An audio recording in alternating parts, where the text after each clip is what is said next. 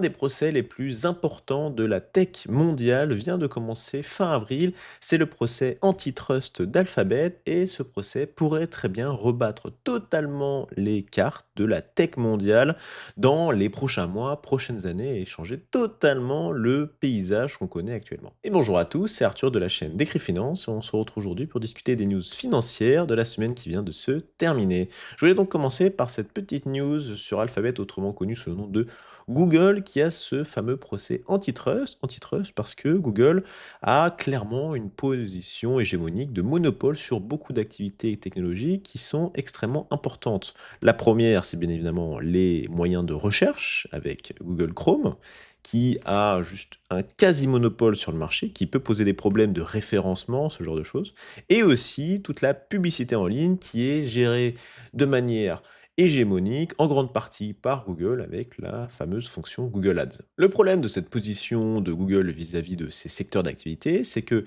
il n'y a aucune concurrence et donc quand il n'y a pas de concurrence, la personne qui a le monopole peut faire grosso modo à peu près ce qu'il veut.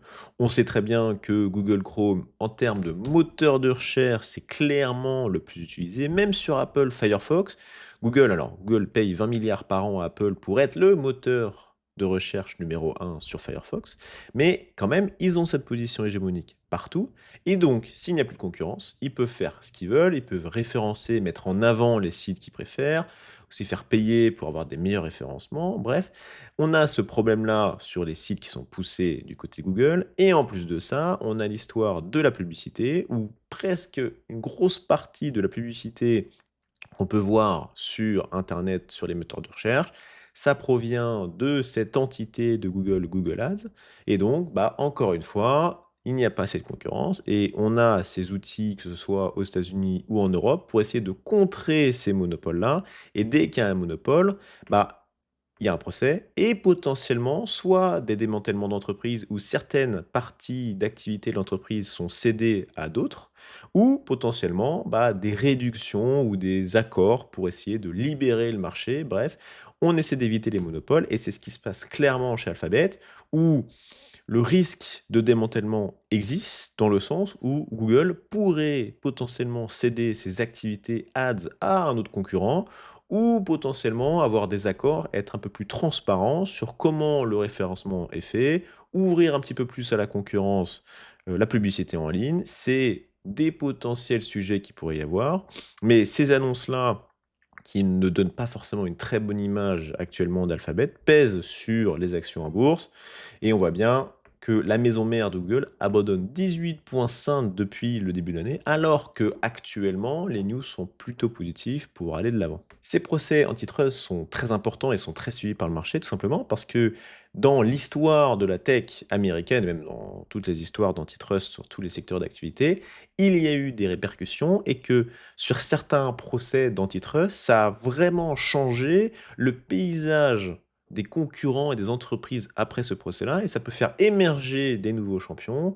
On a vu le procès antitrust de Microsoft, qui à l'époque était vraiment le number one sur toute la partie tech, sur la partie API, sur la partie référencement, recherche.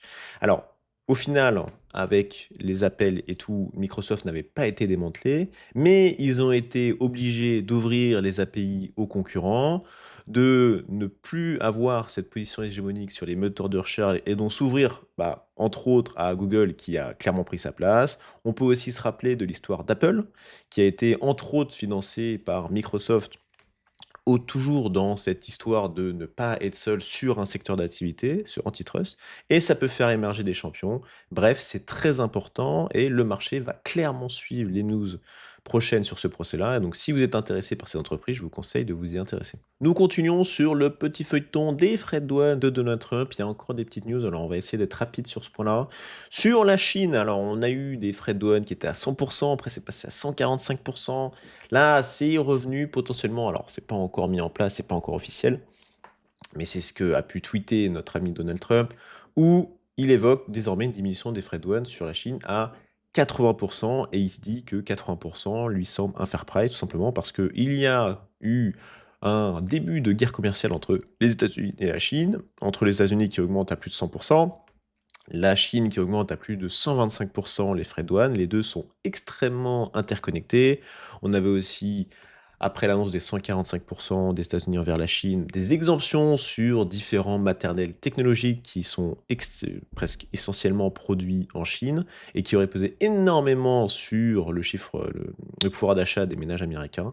Bref, revirement de situation, on ne sait pas trop sur quel pied danser. Je pense que le marché a bien compris que après les annonces chocs, et c'est la technique de Donald Trump, après les annonces chocs, on discute et potentiellement on abaisse les frais de douane en fonction.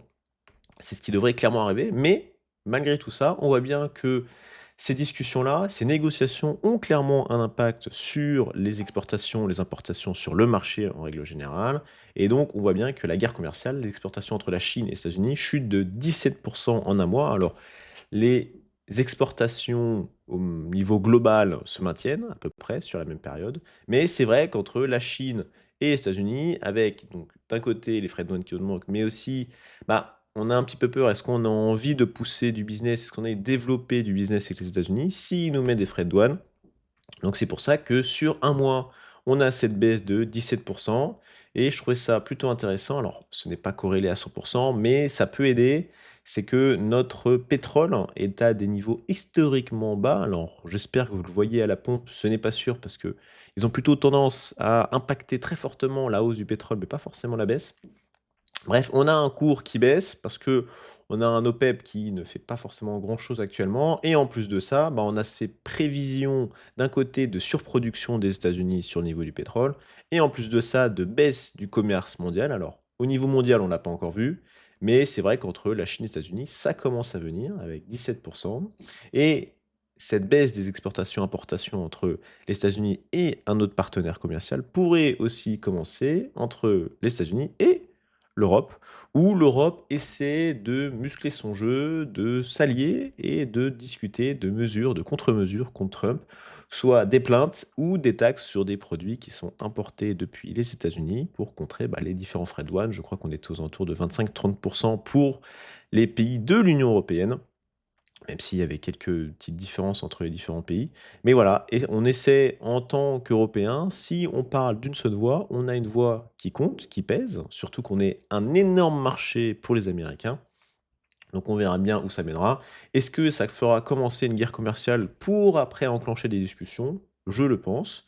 Mais ça pourrait baisser le trafic mondial et encore une fois faire baisser la pression sur le pétrole et donc les prix. Outre la baisse des exportations entre la Chine et les États-Unis de 17%, il y a un cas très concret où on voit bien que l'augmentation des tarifs a un impact direct sur les entreprises du monde entier. Alors, on peut parler des entreprises françaises, mais là, c'est vrai qu'on a un impact très visible sur Toyota, le premier constructeur mondial, qui anticipe un effondrement de 21% de son bénéfice pour l'exercice 2025-2026. Alors, ça ne veut pas dire que Toyota ne va pas gagner d'argent, c'est juste que l'argent in fine qui va gagner va baisser de 21%, et ça, dû majoritairement aux frais de douane américains. Et pour ça, il y a plusieurs raisons. Quand on regarde un petit peu les ventes de véhicules de Toyota au niveau global, c'est à peu près 10,5 millions de véhicules vendus. Toyota numéro 1 mondial en 2022, mais aussi en 2023-2024, si je dis pas de bêtises. Et sur ces 10,5 à peu près, on a pour les États-Unis only à peu près 2 300 000 véhicules vendus aux États-Unis sur les 10 millions vendus au total dans le monde. Donc on se rend compte que juste les États-Unis, c'est une très grosse part de marché pour Toyota. Quand on regarde un petit peu, l'Europe au total, c'est un tout petit peu plus d'un million, donc 2 fois moins que juste les États-Unis. L'Asie, alors bien évidemment, l'Asie est un gros marché, mais c'est vrai que si les frais de douane augmentent très fortement aux États-Unis, ça a un impact sur les bénéfices de Toyota. Et là, vous allez me dire, ça va dépendre aussi de où sont produites les machines. Et c'est totalement vrai. On a Toyota qui produit alors ses véhicules entre autres au Japon, mais aussi et beaucoup dans tous les pays à peu près où ils les vendent. Et il y a beaucoup d'usines aux États-Unis, mais pour tout vous dire, sur les 2 300 000 véhicules qui ont été vendus aux États-Unis, un peu plus d'un million n'ont pas été produits aux États-Unis. Ils ont été produits soit au Japon, soit au Mexique, soit dans d'autres pays. Et on sait très bien que ces pays-là tombent sous le joug des nouveaux frais de douane, 30%, 25% pour le Mexique, à peu près pareil pour le Japon, bref. Donc, bah, les véhicules qui sont vendus aux États-Unis, soit ils les vendent au même prix, mais avec une marge un peu moins importante, soit ils essaient d'augmenter le prix au risque de ne pas pouvoir les vendre. Donc, il y a un petit peu cet équilibre à essayer de trouver chez Toyota. Et c'est là toute la technique, ou du moins l'objectif de Donald Trump sous-jacent, c'est que au lieu que sur ces 2 300 000 véhicules vendus, il y ait que à peu près un peu plus d'1 million qui soit produit aux États-Unis, c'est de rapatrier le million restant aux États-Unis, développer d'autres usines, d'autres emplois, et donc au final que les frais de douane soient totalement caducs pour ces véhicules qui sont produits directement sur le sol américain. Donc on voit bien, bah, un impact direct sur Toyota, très très gros producteur, ça va être le même impact pour tous les autres constructeurs automobiles, malgré le fait que Toyota a quand même une très grosse production aux États-Unis, ce n'est pas suffisant, et on verra bien dans le futur si Toyota décide de rapatrier une partie de sa production, encore une fois, aux États-Unis. Bref, tout ça a fait que, aux États-Unis, pour l'instant, sur du court terme, on devrait avoir une inflation due à ces frais de douane, et on l'a bien vu, Donald Trump a pu le dire, où il disait que au lieu d'avoir une dizaine de poupées, les ménages américains n'auront plus qu'une ou deux poupées pour jouer. Donc on voit bien que le pouvoir d'achat pourrait baisser, ça créera aussi de l'inflation, et c'est ce que redoute Jérôme Powell, le directeur de la Banque centrale américaine, où bah, il a le choix entre soit maintenir les taux, soit les baisser, et actuellement il décide de les maintenir parce qu'il considère que on a une économie qui reste résiliente, mais on a des risques. Et en plus de ça, on a cette inflation qui devrait arriver prochainement. Donc, il reste prudent. Il ne veut pas aller trop vite. Et c'est clairement pas du goût de Donald Trump qui lui dit que c'est un immense loser parce que, bien évidemment, Donald Trump veut faire baisser les taux pour relâcher la pression sur le marché et faire encore plus repartir l'économie. Mais si on fait ça et que l'inflation revient, eh ben on pourrait être dans une spirale négative qui serait très mauvaise. Donc Jérôme Powell, je pense qu'il a plutôt la bonne philosophie de se dire on a quelques sujets un peu pointus qui peuvent faire du mal dans le futur proche, j'attends de voir et on verra bien si je baisse dans les prochaines réunions. Autre news, c'est Warren Buffett à son âge avancé qui a décidé de se retirer de la direction de sa société d'investissement extrêmement connue Berkshire Hathaway, qui va être remplacée par une personne de la maison qui est très connue par Warren, Greg Abel, une personne qui a 60 ans et qui va avoir la lourde tâche de remplacer son ancien directeur dans la gestion de ce portefeuille.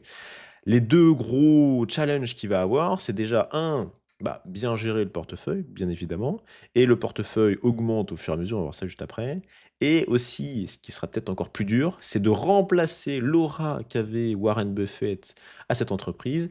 Il était reconnu comme étant un petit peu l'oracle du stock picking, de l'investissement long terme, même quand on a un petit peu douté de lui, quand il ne voulait pas trop s'exposer à du Tesla, à du Nvidia et que d'autres fonds faisaient des marges énormissimes quand ça montait beaucoup, on s'est rendu compte que sur du long terme, la vision Warren Buffett était bah, meilleure que la vision plus court-termiste sur du technologique et donc le risque d'une bulle. Bref, il était extrêmement reconnu et de ce qu'on peut connaître de Greg Abel, c'est que il est quand même beaucoup plus timide. Il n'aura pas de sortie médiatique comme Warren Buffett. Est-ce qu'il aura la vision? Est-ce qu'il aura l'aura? Et il y a aussi un risque que l'entreprise Berkshire ait été un tout petit peu surévaluée grâce à son directeur Warren Buffett. Est-ce que ce sera toujours le cas avec Greg Abel? Au moment de l'annonce, ça a baissé de 5,10%, ce qui est quand même pas ridicule. Et donc pour revenir au portefeuille, il a un portefeuille énormissime, on le connaît. On voit un petit peu les différents composants du portefeuille de l'entreprise, avec 150 milliards sur Apple, 40 milliards sur Banque of America, etc., etc. Mais outre le portefeuille actuel, il faut savoir que tous les trimestres, il y a 10 milliards de plus qu'il faut réallouer, réinvestir en stock picking. Et il faut se rendre compte que, au bout d'une dizaine d'années à la tête de Berkshire, Greg Abel va devoir gérer plus de cash, du moins plus de new cash, que ce que Warren Buffett a dû gérer dans sa carrière. Donc c'est un défi énormissime sur le stock picking, en sachant que aussi Warren Buffett avait une surperformance par rapport au S&P qui était juste énorme. Il avait une performance d'à peu près 20% contre 10 points pour 10,4 pour le S&P. Donc c'est juste énorme. Donc Très, très gros challenge du côté de Gregabel, cette entreprise qui était intouchable avec une super, réputation. Est-ce que ça va continuer sous sa direction? Ça pourrait un petit peu chahuter dans les prochains jours avec les différentes annonces, mais voilà, c'est une news qu'il faudra garder en tête. Pour terminer, je voulais juste faire un petit overview sur la situation actuelle. Il y a eu beaucoup de choses sur les dernières semaines, derniers mois, beaucoup d'instabilité, de chaos, le marché n'aime pas ça, que ce soit les frais de douane, l'inflation, les guerres, et cetera, bref. Et on se rend compte que sur les dernières semaines, il y a quand même pas mal de résolutions, ou du moins ça va dans le bon sens.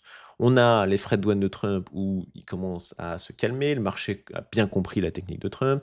On se rend compte aussi qu'il diminue au fur et à mesure les frais de douane qu'il avait annoncés au début, donc ça se calme. On a des deals qui sont faits, on a des guerres où, on l'espère, ça va plutôt dans de l'avant. La guerre en Ukraine-Russie où il devrait y avoir un cessez-le-feu, une trêve du moins. On a un accord entre l'Ukraine et les États-Unis sur les métaux rares, donc pousser les États-Unis à faire arrêter la guerre. Donc tout ça est plutôt positif. On a un pétrole qui baisse.